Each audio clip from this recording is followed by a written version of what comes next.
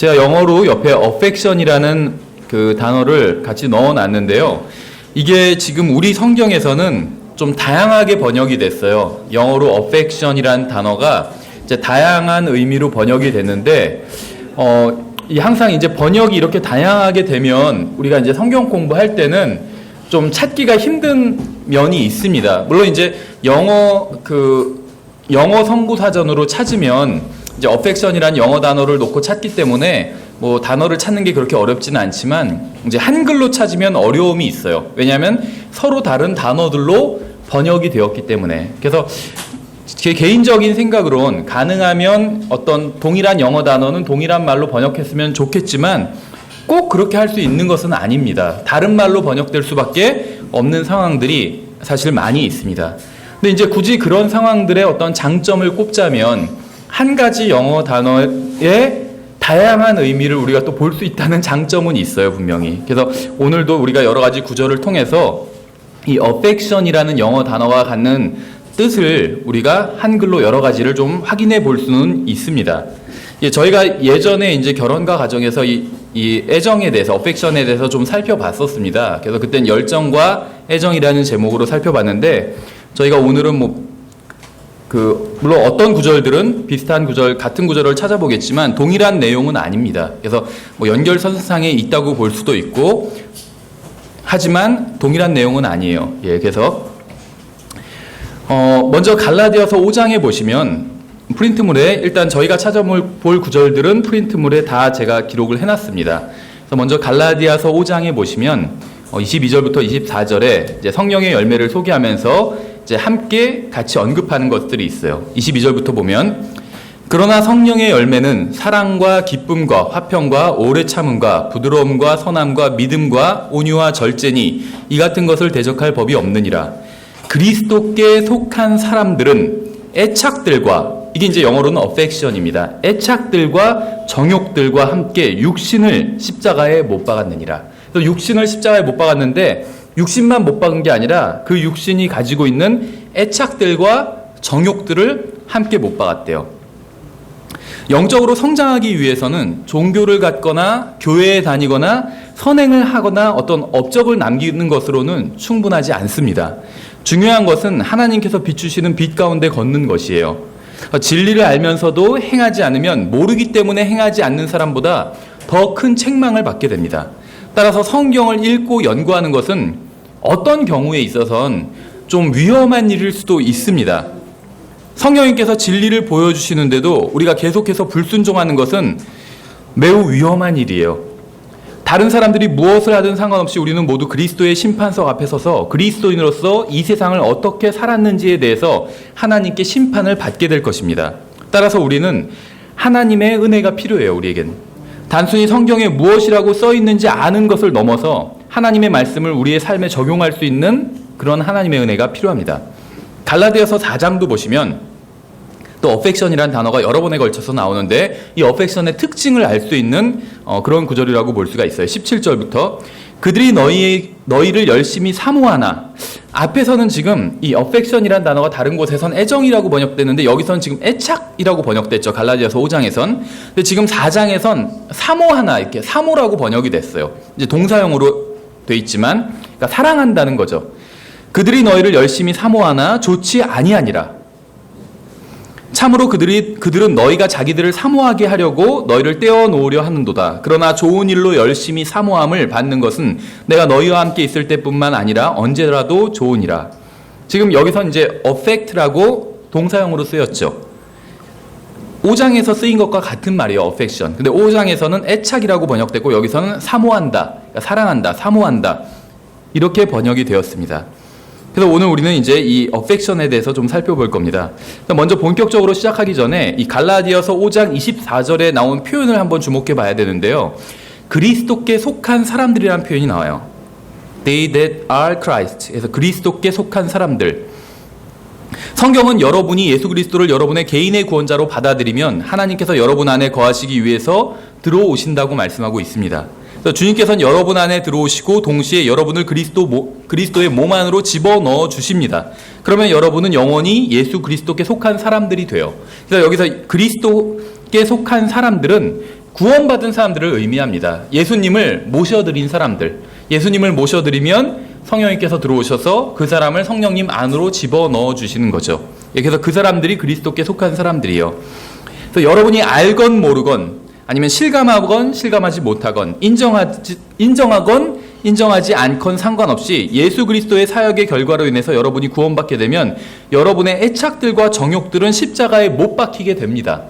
그래서 여러분이 구원받을 때 자동적으로 이루어지는 일들이 있어요. 근데 그 중에 하나가 바로 우리의 이 애착들이 십자가에 못 박히게 된다는 것이에요. 여기서 보시면은 성경은 못 박았느니라 갈라디아서 5장 24절에서 이렇게 말씀하고 있어요.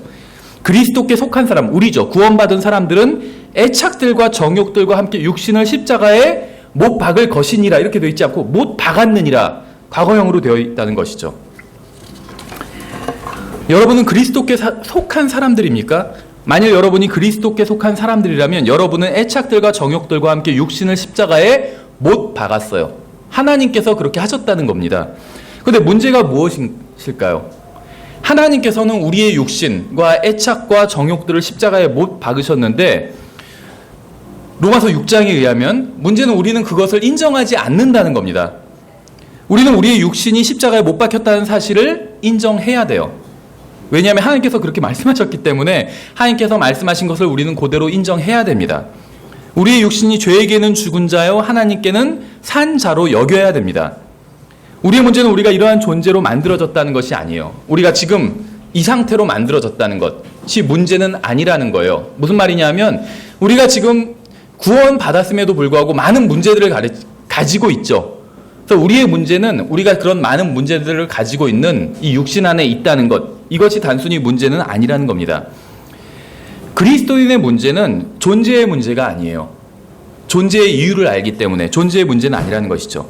그럼 문제는 무엇이냐면 우리의 문제는 우리의 생각이 있어요. 생각, 마인드 영어로는 우리의 생각이 우리의 문제라는 것이요. 우리의 생각을 하나님의 말씀으로 채우고 점령하지 못한 게 바로 우리의 문제라는 것입니다. 하나님의 말씀에 의하면 진실은 이렇습니다. 나의 육신의 애착들, 육신의 정욕들은 갈보리 십자가에 못 박혀서 죽었어요. 하나님께서 그렇게 말씀하셨어요. 우리의 생각을 여기에 고정시킨다면 우리는 육신대로 살게 되지는 않을지 걱정할 필요가 없게 됩니다. 왜냐하면 죽은 사람에게 종로로 타면서 또 죽은 사람을 위해서 사는 것은 어리석은 일이기 때문에 우리가 그것을 받아들인다면 우리의 문제는 하나님께서 우리에게 주신 것이나 우리에게 허락하신 상황이나 환경이 아니에요. 우리는 우리의 환경이 문제라고 생각해요. 그렇죠. 그래서 그 환경을 바꾸기 위해서 노력하고 바꿔달라고 기도하고. 근데 사실 하나님께서 보실 때는 그러한 환경이 우리의 문제는 아니라는 거예요. 왜냐하면 그 환경은 하나님께서 허락해 주신 것이기 때문에 문제가 아니라는 거예요. 하나님께서 보셨을 때, 우리가 봤을 때 문제지만. 그럼 하나님께서 보실 때 우리의 진짜 문제가 무엇이냐면 우리의 생각과 하나님의 말씀을 인정하지 않는 우리의 태도에 있어요.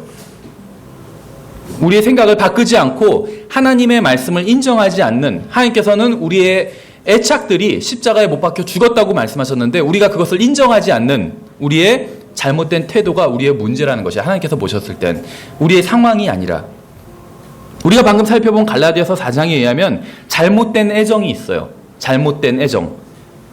17절에서는 잘못된 애정, 애착이라고 나왔죠. 여기서는 이제 또 사모함이라고 표현하고 있는데 affect예요. 영어로는 똑같아요.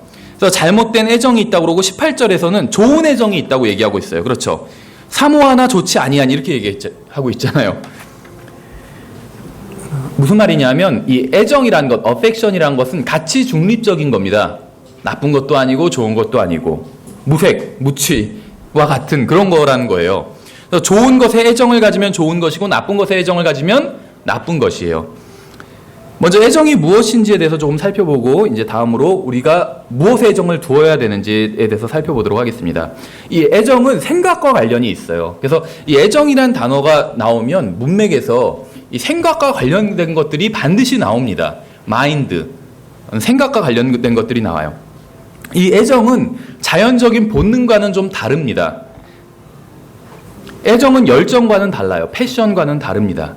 열정은 현재의 즐거움을 목표로 하고 있어요. 그래서 주로 이 열정은 일시적인 육신과 관련이 있어요. 그래서 패션 오브 크라이스트 하면 예수 그리스도의 열정이 아니라 예수 그리스도의 고난이잖아요. 근데 패션이란 말 영어로는 똑같아요. 우리나라 말로 다양하게 번역될 뿐이지. 근데 이것이 다 어떤 육체적인 것과 관련이 있습니다. 그리고 일시적인 것과 관련이 있어요. 그래서 보통 우리가 얘기할 땐 열정이란 말이 나쁜 말은 아니죠. 뭐 열정은 있으나 기본이 없다. 옛날에 뭐 그런 광고 카피도 있었고. 그런데 성경에서는 부정적인 의미로 쓰여요. 왜 그러냐면 이 패션, 열정이란 말은 육신과 관련이 있기 때문에. 근데 이 애정은 일시적인 것, 그러니까 열정은 일시적인 것과 관련이 있는데 이 애정은 좀 더 지속되는 것과 관련이 있어요. 그래서 이 애정을 어디에 두느냐가 성경에선 하나의 영적 성장에 있어서는 관건이라고 볼 수가 있겠죠. 좀 더 구체적인 예를 들어보면 저의 생각은 무엇인가를 사모합니다. 그러니까 무엇에 대해서 어펙션을 갖는다는 거예요. 즉 무엇인가에 대해서 애정을 가지고 있어요. 인간에게는 성향과 관련된 본능이 있습니다. 더운 날씨를 잘 견디는 사람이 있고 반대로 추운 날씨를 잘 견디는 사람도 있어요. 야채와 과일을 좋아하는 사람도 있고 고기와 빵을 좋아하는 사람도 있습니다. 저희 자매가 그랬어요. 야채와 과일만 먹더라고요. 결혼하기 전에 보니까. 전 고기, 빵 이런 걸 좋아하는데 지금은 근데 결혼한 지 3년이 되니까 섞였어요. 완전히 비슷해졌어요. 식성이. 어쨌든지 간에. 근데 이러한 것은 무엇을 좋아하고 뭐 더운 걸 잘 견디고 추운 걸 잘 견디고 이러한 것은 본능적인 기질에 속하는 것으로 성경에서 말씀하시는 애정은 아닙니다. 어떤 본능에 속하는 거라는 거예요. 그래서 애정은 여러분이 적극적으로 무엇인가에 대해 추구하는 것과 관련이 있어요. 갈라디아서에 따르면 본능적인 면에 있어서 여러분은 하나님에 관한 것들이나 영적인 것들에 대한 애정을 가지고 있지는 않습니다. 우리의 육신은 그래요. 우리의 육신의 성향이. 따라서 여러분은 의도적으로 영적인 것들을 추구해야 합니다. 우리의 본성상 자연스럽게 영적인 것들을 추구할 수는 없기 때문에 이 애정과 반대되는 것이 말씀드린 것처럼 열정입니다. 열정은 현재의 즐거움과 관련이 있어요. 교회에 와서 무엇인가를 하지만 애정이 아닌 열정으로 할 수도 있습니다. 춤추고 노래하는 방식의 은사주의 집회는 애정이 아닌 열정과 관련이 있어요. 같은 설교를 들어도 같은 하나님의 말씀을 들어도 애정으로 반응하는 사람, 어펙션으로 반응하는 사람은 자신이 들은 그 말씀을 통해서 어떤 인생의 방향을 결정하게 돼요. 그런데 열정으로 반응하는 사람은 그 말씀 자체는 즐기지만 삶에는 아무런 변화가 없어요. 그냥 그 말씀, 좋은 설교를 들을 때 귀는 즐거워요. 열정으로 반응한 것이에요. 근데 듣고 나면 그것으로 끝이에요. 삶은 전혀 변하지 않는다는 거죠. 제가 여러분에게 생각을 예수 그리스도께로 고정시키라는 말씀을 전했을 때 설교가 끝나고 나서도 여러분이 그 말씀을 붙들고 있으면서 삶에 적용시킨다면 여러분은 애정으로 반응한 것이에요. 어펙션으로 반응한 것이에요. 열정은 한순간에 흥미를 보이다가 사라져버립니다. 그러나 애정은 지속됩니다. 우리에게는 하나님에 대한 애정 그리고 영적인 것에 대한 애정이 필요합니다. 우리의 생각을 예수 그리스도께로 고정시킬 필요가 있다는 것이에요. 그러나 애정이라고 해서 다 좋은 것은 아니에요. 우리가 갈라디아서 4장에서 본 것처럼 좋은 것도 있고 나쁜 것도 있어요. 무엇에 누구에게 애정을 보이느냐에 따라서 좋은 것인지 나쁜 것인지가 결정이 됩니다. 여러분이 구원받기 전에는 이 세상에 있는 것들이나 사람에게 애정을 두고 살았습니다. 어떤 사람은 술에 애정을 두었고 어떤 사람은 담배, 어떤 사람은 마약에, 어떤 사람은 음행에, 어떤 사람은 음악에, 어떤 사람은 유흥에, 어떤 사람은 남자친구, 어떤 사람은 여자친구에, 어떤 사람은 이것에, 어떤 사람은 저것에 애정을 두고 살았었어요. 애정은 항상 생각을 특정한 대상에 붙들어 두는 것이에요. 그러니까 사모함인데 특정한 대상에 생각을 붙들어 두는 것. 그러니까 사랑하는 것과는 약간 다르죠. 마음만 두는 것이 아니라 마음 플러스 생각을 그 특정한 것에 붙들어 주는 것. 이것이 애정이에요. 그래서 위에 있는 것에 우리가 애정을 둬야 되는 것이요. 마음을 두고 또 생각을 붙들어 둬야 돼요. 그걸 잡아야 돼요. 위에 있는 것들에. 어쨌든 간에 그래서 애정은 어떤 특정한 것을 마음과 생각으로 붙들어 두는 것, 잡고 있는 것이 애정이라는 것입니다. 그것을 하고 싶어서 못 견디겠다든지 그 사람을 만나고 싶어서 못 견디겠다는 것은 애정으로부터 나온다는 거예요. 이것은 어릴 때부터 시작돼서 이제 10대에 형성이 됩니다. 애정 자체는 잘못된 게 아니에요. 여러분을 망치는 것은 열정이라는 것이요. 우리가 애정을 바르게 사용한다면 전혀 문제될 것이 없고 오히려 도움이 됩니다. 문제는 우리가 애정을 잘못된 대상에 사용해 버린다는 것이요. 그렇죠. 유흥에, 구원받기 전에는 유흥에 사용하든지 아니면 잘못된 사람의 애정을 사용한다든지. 그러니까 제가 말하고자 하는 것은 여러분은 거듭나서 하나님의 자녀라고 고백하고 있지만 예수님을 믿기 전에 애정을 두었던 대상에게 아직도 동일하게 애정을 두고 있다는 것이에요. 이게 대부분의 그리스도인들의 문제라는 것입니다. 이것은 굉장히 정말 끔찍하게 잘못된 것입니다. 왜냐하면 여러분이 구원받는 바로 그 순간 하나님께서는 여러분의 옛 애정을 십자가에 못 박아 버리셨기 때문에, 하나님께서는 여러분이 구원받기 전에 여러분의 마음을 점령해서 애정을 차지했던 것을 십자가에 못 박아 버리셨고, 여러분이 마땅히 애정을 두어야 할 새로운 것들을 여러분이 구원받는 순간 여러분에게 주셨습니다. 그래서 여러분이 생각하고 마음속으로 간직하고 묵상해야 할 새로운 것을 여러분에게 주셨어요. 여러분이 애정을 두어야 할 새로운 것을 여러분에게 주셨다는 거예요. A.W. 토저라는 분은 이런 말을 했습니다. 어떤 사람이 진심으로 추구하는 것은 그가 혼자 자유롭게 있을 때 생각하는 바로 그것이다. 애정과 관련된 이야기예요. 사람은 자신이 생각하는 그것으로 자신을 채워나갑니다. 여러분은 자신에 대해서 객관적인 평가를 만약에 하고자 하신다면 방법이 있어요. 자신에 대해서 객관적인 평가, 나는 어떤 사람인가를 객관적으로 평가하시기 위해서 하는 방법은 무엇이냐면, 교회에 있을 때 자기의 모습을 상상하지 말고, 다른 형제 자매들과 있을 때 자기의 모습을 상상하지 말고, 아무도 없을 때, 혼자 있을 때, 마음속으로 자유롭게 생각할 수 있을 때, 하고 싶은 것을 마음대로 할 수 있을 때가 바로 여러분의 진짜 모습이라는 거예요. 아무도 모르는 여러분의 마음속을 점령한 것과 여러분의 마음 깊이 원하는 바로 그것, 이것이 여러분의 진짜 모습을 반영하는 거라는 거예요. 그래서 여러분의 마음속 깊은 곳에 있는 것을 볼 수 있다면 여러분의 진짜 모습을 볼 수 있다는 겁니다. 그럼 이제 우리가 어디에 애정을 둬야 되는지에 대해서 살펴보도록 하겠습니다. 어디에 애정을 둬야 되는지. 오늘날 우리 주위에 있는 음악과 영상은 대부분 우리의 마음을 점령하기 위해서 어떤 고도로 의도된 의도된 어떤 계획을 가지고 만들어진 것들입니다. 그래서 우리의 생각과 마음은 어떻게 보면 매우 정교한 컴퓨터와 같아요. 어떤 것들은 한 번 각인되면 40년이 지나도 지워지지 않고 마음속 깊은 곳에 숨어 있다가 중요한 순간에 튀어나오게 됩니다. 우리의 마음은 어디에 초점을 두어야 될까요? 먼저 로마서 12장을 보시면 중요한 말씀이 나와요. 이 애정과 관련된 로마서 12장 10절에 프린트물에 있어요.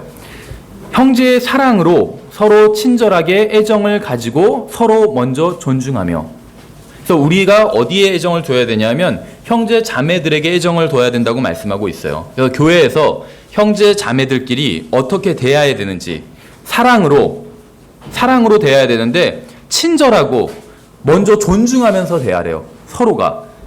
이것이 바르게 형제 자매를 대하는 방법인 것입니다. 고린도서 7장에서도 이렇게 돼 있어요. 이제 고린도서 7장에서는 이 로마서 12장 10절에서 나온 애정으로 형제 자매끼리 대하는 것에 대한 구체적인 예가 나옵니다. 그것이 바로 고린도서 7장 7절에 나를 향한 너희의 뜨거운 마음을 우리에게 고하였으므로 내가 더욱 기뻐하느라, 이렇게 얘기하고 있어요. 애정을 가지고 대하는 것이 뜨거운 마음으로 대했다. 이렇게 이제 구체적인 예를 들고 있는 것이요. 데살로니가전서 2장에서도 비슷한 얘기가 나와요. 유모가 자기 아이들을 돌보듯 너희 가운데서 부드러운 자가 되었노라. 사도 바울이 이제 성도들에게 하는 말이죠. 그러니까 고린도서에서는 성도들이 사도 바울에게 뜨거운 마음으로 대했대요. 근데 여기서는 이제 사도 바울이 성도들을 어떻게 대했냐면 하고 얘기하면서 우리가 이같이 너희를 다정하게 사모하여, 여기서도 애정입니다. 사모하여라는 말이. 그래서 이 affection이란 말이 애정이라고도 번역됐고 애착이라고 번역됐고 사모하여 이렇게도 번역이 됐죠. 하나님의 복음뿐 아니라 우리 자신의 혼까지도 너희에게 기꺼이 나누어 주고자 함은 너희가 우리에게 소중하였기 때문이라. 그래서 형제 자매들끼리 교회에서 어떻게 대해야 되는지가 나와 있죠. 뭐였죠? 사랑으로 친절하게 서로 먼저 존중하면서 이렇게 대해야 돼요. 이렇게 대하지 않으면 그것은 애정으로 대한 것이 아닙니다. 그리고 그것은 하나님의 말씀대로 행한 것이 아니에요. 그래서 여러분이 애정을 두어야 될 첫 번째 대상은 바로 형제들이에요. 구원받기 전에는 전혀 애정이 없었죠. 믿는 사람들에 대한 애정이 없었어요. 근데 구원받고 나서는 변했습니다. 그래서 형제들에 대한 사랑이 생겼어요. 그래서 형제들에 대해서, 자매들에 대해서 애정을 두어야 된다는 것이에요.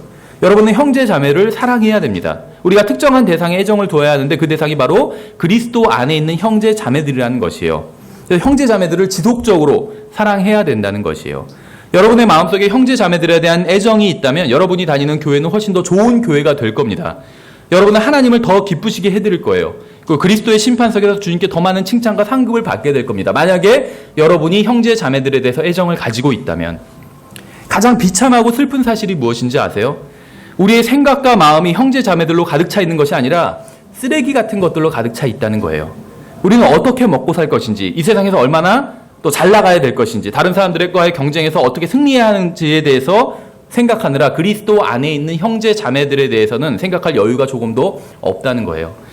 저는 이 세상에서 살아가기 위해서 필요한 일을 하는 게 잘못되었다는 말을 하는 것이 아닙니다. 다만 제가 말하고 싶은 것은 이 세상에 관한 것들이 여러분의 마음을 완전히 점령하고 있기 때문에 다른 형제 자매들에 대해서 전혀 기도하지 않는다면 여러분은 죄를 짓고 있는 거라는 거예요.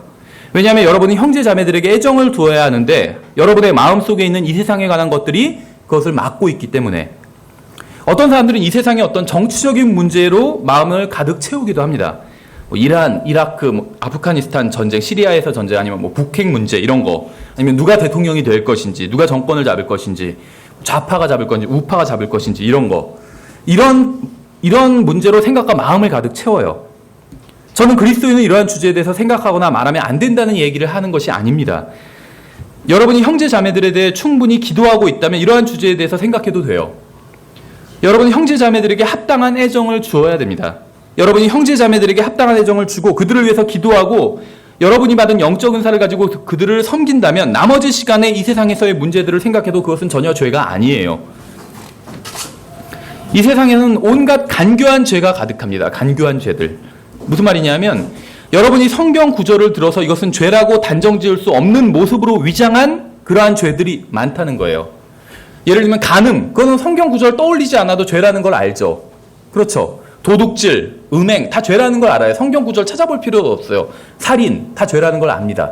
근데 방금 제가 말씀드린 것 같은 거, 어떤 정치적인 문제에 대해서 막 생각하고 있는 거, 이게 죄일까 아닐까? 죄일 수도 있고 아닐 수도 있어요. 근데 대부분의 어떤 죄들이 이런 식으로 위장을 한다는 것이에요.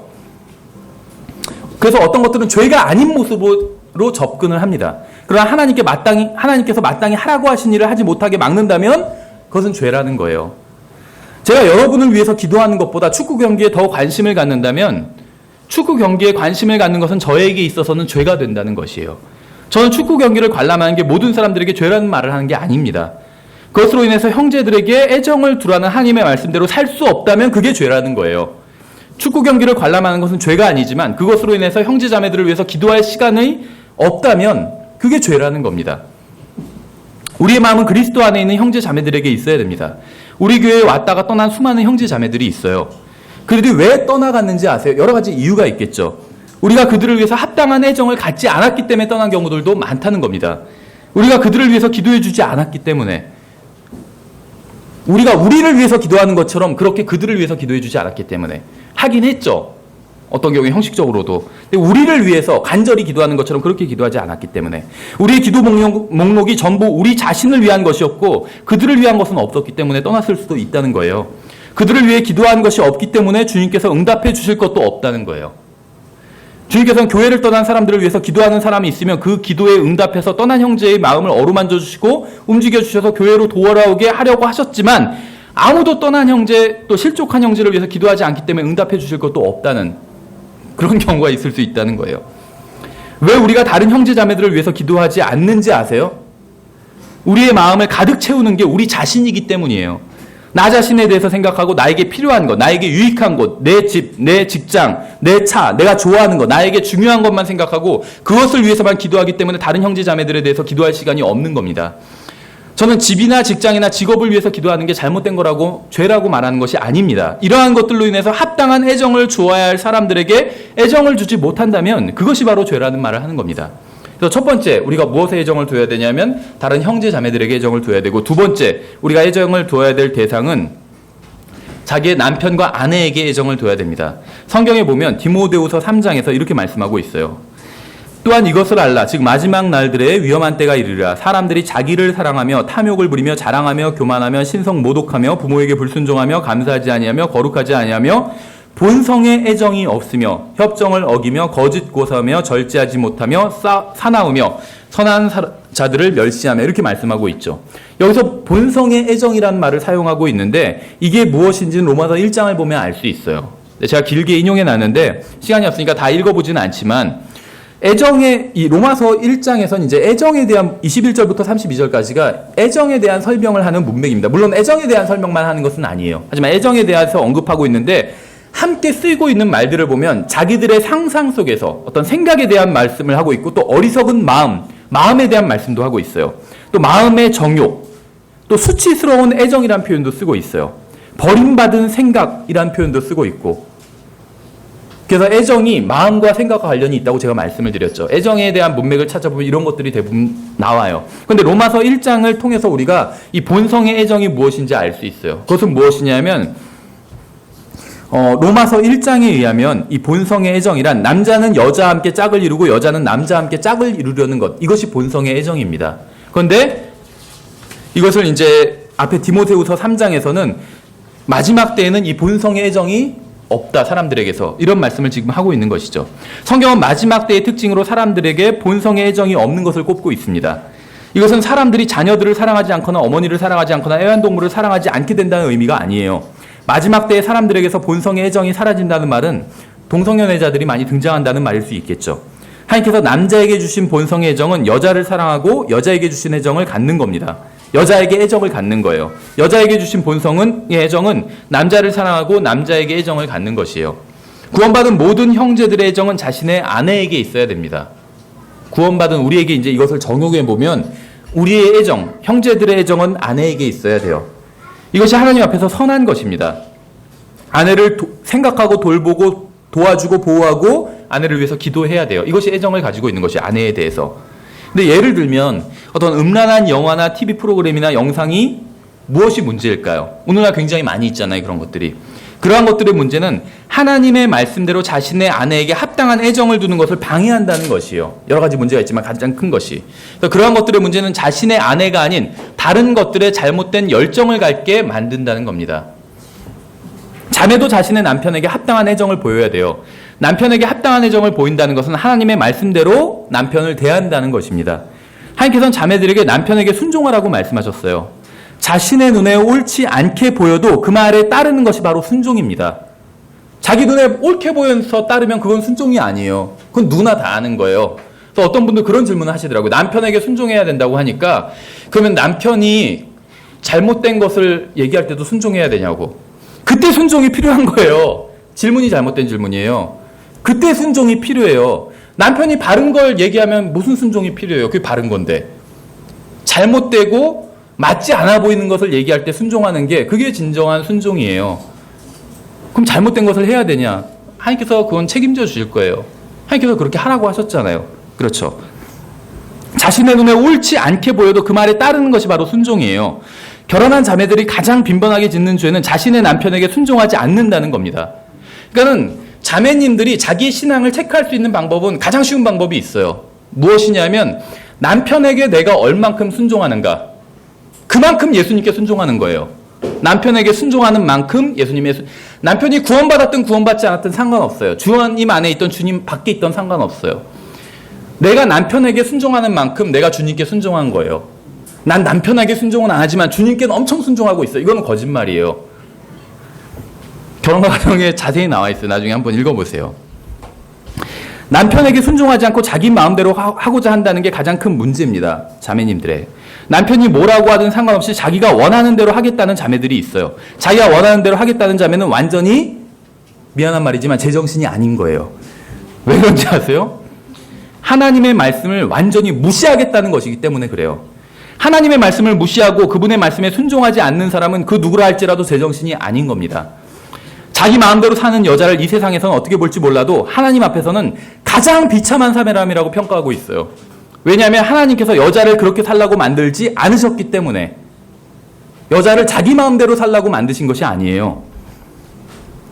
저 세상에서 이런 말을 하면 미친 사람 취급을 하겠죠. 어쨌든 간에 아내는 남편에게 합당한 애정을 두고 남편은 아내에게 합당한 애정을 두어야 됩니다. 비단 결혼한 사람뿐만 아니라 결혼하지 않은 사람들도 마찬가지예요. 남자는 여자에게 애정을 두고 여자는 남자에게 애정을 두어야 돼요. 이건 잘못된 것이 아니에요. 문제가 무엇이냐면 남자와 여자 사이에 합당한 애정이 있어야 되는데 애정이 아닌 열정이 있다는 거예요. 열정. 앞서 말씀드린 것과 같이 성경적 정의에 의하면 애정은 지속되는 사랑과 관련이 있고 열정은 순간적인 어떤 즐거움과 관련이 있어요. 그래서 남녀 사이엔 애정이 있어야지 열정이 있으면 안 돼요. 확 불타올랐다가 타버리고 또다시 불태울 다른 대상을 찾는 거예요. 열정은. 그렇죠. 그래서 두 번째는 남편과 애정이 아내가 서로 간에 애정을 두어야 돼요. 세 번째 그리스도인이 애정을 두어야 될 것은 지역교회입니다. 지역교회. 디모데전서 3장에 보시면 14절에 이렇게 말씀하고 있어요. 내가 곧 내게 가기를 바라면서 이것들을 내게 쓰노라. 그러나 내가 오랫동안 지체하면 내가 하나님의 집에서 어떻게 처신해야 할지 내게 알게 하려 하노니 이 집은 살아계신 하나님의 교회요 진리의 기둥과 터니라. 하나님의 집이라고 하면 어떤 사람들은 그리스도의 몸에 대한 말씀이라고 생각을 합니다. 근데 꼭 그런 것만은 아니에요. 디모데전서 3장에서는 이렇게 지역교회를 언급하면서도 하나님의 집이라고 하고 있기 때문이에요. 디모데전서 3장 문맥을 보면 이건 지역교회에 대한 문맥이지 그리스도의 몸에 대한 문맥이 아닙니다. 그래서 하나님의 집이라고 그러면 지역교회가 된다는 거예요. 지역교회가 포함된다는 거예요. 하나님께서 구원받은 지역교회 회원들 안에 거하시기 때문에 구원받은 사람들로 이루어진 지역교회가 하나님의 집인 것입니다. 물론 그렇다고 해서 지역교회가 모이는 장소가 하나님의 집은 아니에요. 성경이 교회를 하나님의 집이라고 부를 때 그것은 물리적인 장소를 의미한 적이 단 한 번도 없습니다. 하나님의 집은 그것이 그리스도의 몸이건 지역교회건 항상 믿는 사람들을 의미하는 것이에요. 근데 우리가 방금 읽은 하나님의 말씀을 역대기상 29장을 읽으면서 한번 영적으로 적용을 해볼게요. 역대기상 29장 3절에 보시면 이 affection이라는 단어가 나와요. 또 내가 그 거룩한 집을 위하여, 다윗이 하는 말입니다. 예비한 모든 것 외에도 내가 내 하나님의 집을 사모해왔으므로 내 소유의 재물 곧 금과 은 중에서 내 하나님의 집을 위하여 드렸노니. 여기서 말하는 건 이제 성전을 말하는 것이겠죠. 구약시대에 있었던. 그걸 이제 구약시대는 성전을 하나님의 집이라고 불렀고 신약시대는 지역교회를 하나님의 집이라고 부르고 있어요. 이걸 이제 영적으로 한번 적용을 해보자는 겁니다. 구약 성도들이 성전을 사모하는 마음이 있었던 것처럼 신약의 그리스도인들은 지역교회, 특정한 지역에서 이걸 사모하는 마음이 있어야 된다는 거예요. 우리가 합당한 애정을 드려야 될 세 번째 대상은 바로 성경에 의하면 하나님의 집인 지역교회입니다. 여러분은 다른 형제 자매들과 함께 지역교회로 모이는 것을 사모해야 돼요. 지역교회가 이 장소를 말하는 것이 아니에요. 우리가 함께 여기서 모인 것, 이것이 바로 지역교회입니다. 지역교회로 모였다가 우리가 흩어지면 지역교회가 흩어진 거예요. 그렇죠? 집에 간 거예요. 그러다 다음 주에 다시 모이는 거죠. 여러분은 하나님의 말씀을 선포하고 가르치고 나누고 찬양을 드리고 교제를 나눈 지역교회에 애정을 두고 있습니까? 구원받기 전에는 남자를 만나고 여자를 만나고 친구를 만나서 노는 것에 애정을 두었어요. 그런데 구원받고 나서는 애정의 대상이 바뀌게 되었죠. 하나님의 말씀을 듣고 배우고 성경을 연구하고 기도하고 주님의 만참에 참여하는 것에 애정을 두게 되었다는 거예요.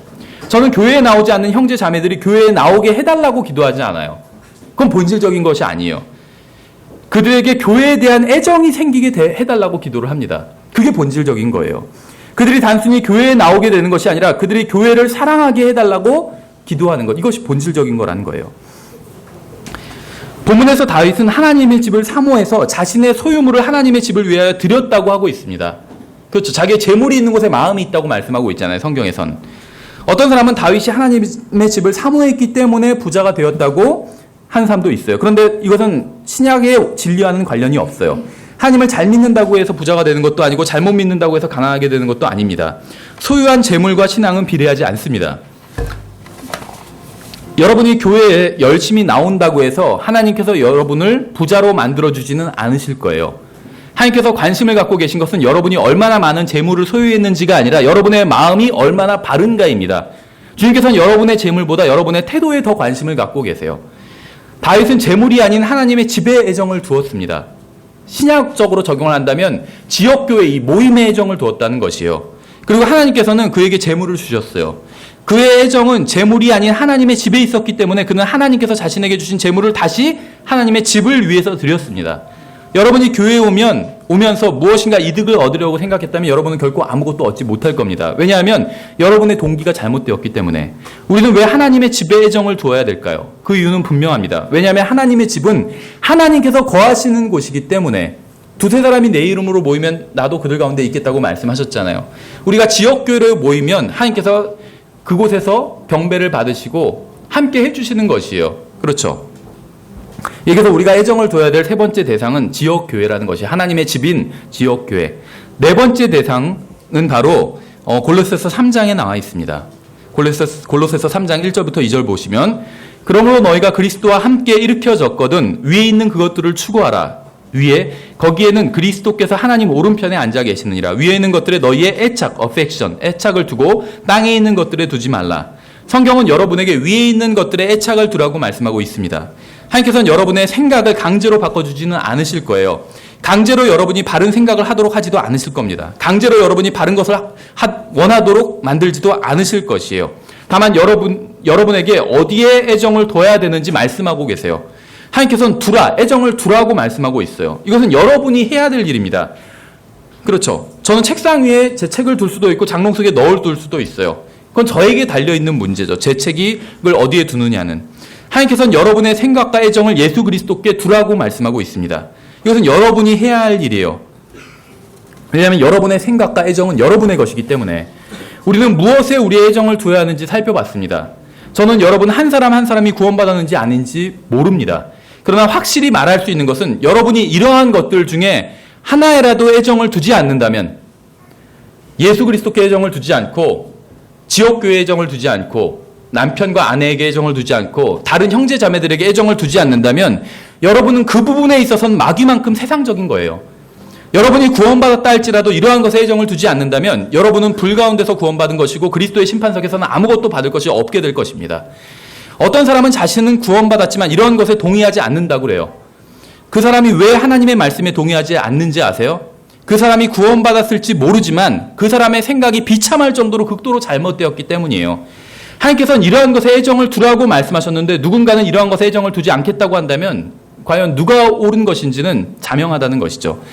교회에 와서 하늘나라에 대해서 찬양하고 거듭남에 대해서 찬양하고 예수님의 피에 대해서 찬양하고 주님의 영광에 대해서 찬양하고 주님의 구속에 대해서 찬양하고 자신이 받은 구원에 대해서 감사한지 자신이 받은 구원에 대해서 찬양하고 그렇게 하면서도 집으로 돌아갔으니 일주일 내내 이러한 것들에 대해서 전혀 생각하지 않고 산다면 그것이 진정한 찬양이겠습니까? 하나님을 믿고 성경을 믿는다고 하면서도 주일에 교회에 왔다가 집으로 돌아가면 한 번도 기도하지 않고 성경도 전혀 읽지 않는다면 그것이 진정으로 성경을 믿는 것이고 하나님을 믿는 것이겠습니까? 사람들의 문제가 무엇인지 아세요? 교회가 바르기를 원해요. 목사가 바르기를 원해요. 교리도 바르기를 원합니다. 근데 자기는 바르게 되고자 하는 마음이 없어요. 이게 대부분의 그리스도인들의 문제입니다. 여러분은 지난 한 주 동안 얼마나 이 세상의 것들을 생각하셨습니까? 여러분은 지난 한 주 동안 얼마나 또 예수님에 대해서 생각을 하셨습니까? 여러분의 애정이 어디에 있는지 스스로 돌아볼 수 있는 질문이에요, 이것이. 나는 지난 한 주 동안 얼마나 이 세상 것들을 생각했는지, 얼마나 예수님에 대해서 생각했는지. 이 세상과 하나님을 동시에 생각할 수는 없기 때문에 오늘 우리가 무엇에 애정을 둬야 되는지, 즉 무엇을 사랑해야 하는지 성경을 통해서 살펴봤습니다. 여러분은 형제 자매에게 애정을 두어야 됩니다. 여러분의 남편과 아내에게 애정을 두어야 돼요. 하나님의 집에, 지역 교회에 애정을 두어야 됩니다. 그리고 위에 계신 분, 예수 그리스도께 애정을 두어야 됩니다. 우리가 이 세상에서의 순례길을 마칠 날도 많이 남지는 않았어요. 우리가 하늘나라에 올라가면 얼마나 행복한 사람들이었고 우리가 또 얼마나 많은 축복을 받은 사람들이었는지 온전히 알게 될 것입니다. 그래서 마땅히 우리가 두어야 할 것들에 애정을 두고 마땅히 사랑해야 될 것들을 사랑함으로 하나님을 기쁘시게 해드리는 여러분들이 되기를 바랍니다. 예, 수고하셨습니다.